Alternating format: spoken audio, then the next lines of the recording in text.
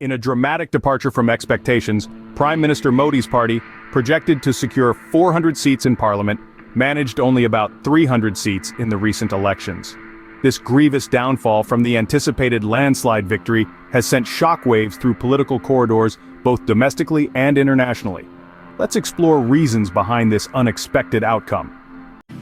India's Prime Minister Narendra Modi has secured a third term in office, but hundreds of millions of eligible voters handed his party and its allies a substantially reduced mandate. The ruling National Democratic Alliance won 293 seats, enough to win a majority, but far from its stated goal of 400 seats. And yet Modi says he was, quote, very, very happy with the results, even as India's stock market tumbled. The Indian general elections had the world on edge, with initial forecasts predicting a decisive win for the Bharatiya Janata Party, led by Prime Minister Narendra Modi. However, the actual results painted a drastically different picture. This significant deviation from expectations has prompted an in-depth exploration of the various factors that might have influenced the BJP's performance. Indeed, it's crucial to dissect and understand the elements that swayed the voters and led to this surprising electoral result. Did the cancellation of reservations play a pivotal role in the BJP's electoral performance? In a surprising shift, the BJP's campaign pledge to abolish reservations for Adivasis and Dalits sparked a significant backlash. Traditionally, these communities, constituting a large segment of India's demographic, have been staunch supporters of the BJP, swaying election outcomes in its favor in the past. The BJP's leader, Anant Kumar, famously stated that with 400 seats, they could amend the constitution to end these reservations.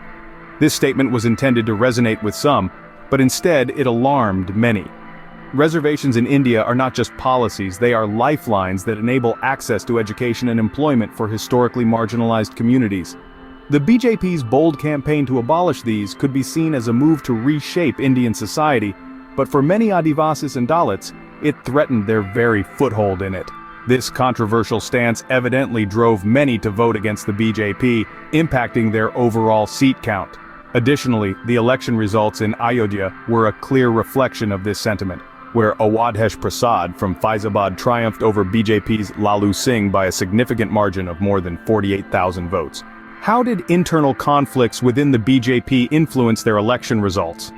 In the complex chessboard of Indian politics, the BJP's recent maneuvers have been both bold and divisive. A striking example of internal conflict is the split within Shiv Sena in Maharashtra, where BJP's strategic moves led to Eknath Shinde assuming the role of chief minister. This was not just a political realignment, but a seismic shift that sent shockwaves through the state's political landscape. The BJP's strategy involved leveraging leadership disputes and discontent within rival parties, effectively engineering defections and fostering new alliances. This approach, while successful in the short term for forming governments in several states, stirred a pot of discontent among the electorate. People felt betrayed, witnessing their elected representatives switch allegiances not out of shared ideology, but political expediency. Moreover, the perception of betrayal was not limited to the opposition. Even within the BJP, such tactics raised eyebrows. Senior party members and traditional supporters felt sidelined as the party's focus shifted from collective leadership to more centralized decision-making. The internal turmoil and perceived betrayal by the party leadership may have disillusioned many voters. Could the Agniveer scheme have turned the youth against the BJP? The Agniveer scheme, an initiative for military recruitment, sparked considerable controversy upon its introduction. Designed to enlist soldiers on a short-term contractual basis, the program aimed to modernize India's defense forces.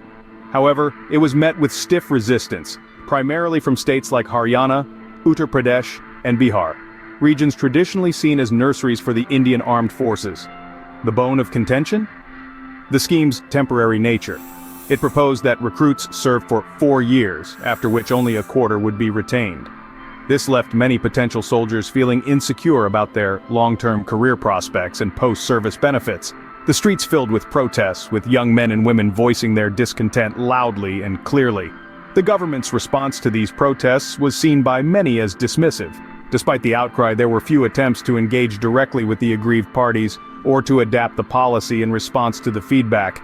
This perceived indifference added fuel to the fire of dissent, particularly among young voters whose families have served in the military for generations. Ignoring the widespread dissent may have cost the BJP dearly in the polls. Did economic reforms impact the BJP's electoral fortunes? In recent years, the Goods and Services Tax, or GST, has been a cornerstone of India's economic strategy. Crafted to unify the country's complex tax structure, it aimed to simplify doing business across state lines. However, the reality for the average citizen has been less than straightforward. Many found the GST confusing, with its multi-tiered system often increasing the cost of basic goods and services. This not only strained household budgets, but also left many feeling burdened by a system that was supposed to make life easier. Beyond the realms of taxation, the BJP government also pushed forward with high-profile infrastructural policies such as the Vande Bharat trains. These sleek, high-speed trains were meant to symbolize India's modernization.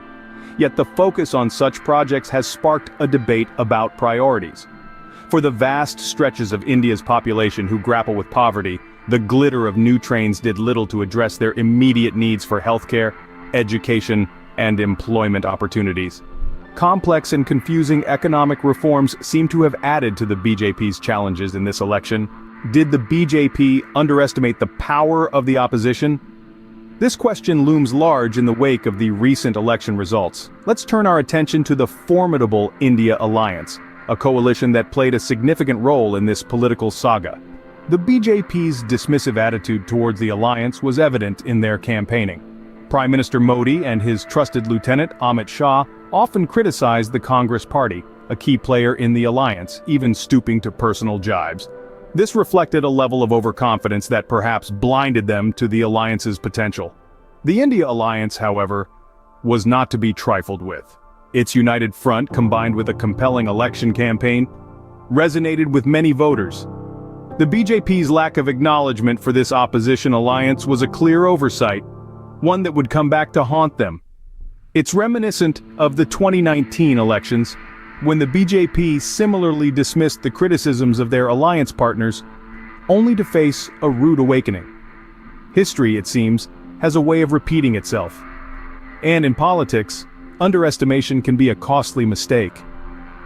Underestimating the opposition proved to be a grave miscalculation for the BJP. Can a decade in power lead to voter fatigue? It's not an uncommon phenomenon in the world of politics. The longer a party stays in power, the more the electorate starts yearning for change. The BJP's rule, spanning a solid 10 years, is no exception. Despite some setbacks, the BJP celebrated Narendra Modi's remarkable hat-trick in Varanasi, where he defeated Congress candidate Ajay Ray the third consecutive time, securing a victory with a margin of 152,513 votes. This win, however, contrasted sharply with the BJP's pre-election claims of Modi achieving a record majority of over 5 lakh votes. Meanwhile, the Congress found solace in Rahul Gandhi's performance, as he contested from Ray Bareli and Wayanad, securing majorities of 3.88 lakh and 3.64 lakh votes respectively, proving his stronghold in these areas. Sometimes it's the allure of fresh, the anticipation of new leadership, or simply the desire to see a different approach. The BJP, in its attempt to maintain a dynamic leadership, made significant changes. They replaced chief ministers, a move that could have been seen as a sign of progress. However, public sentiment is a tricky thing to gauge.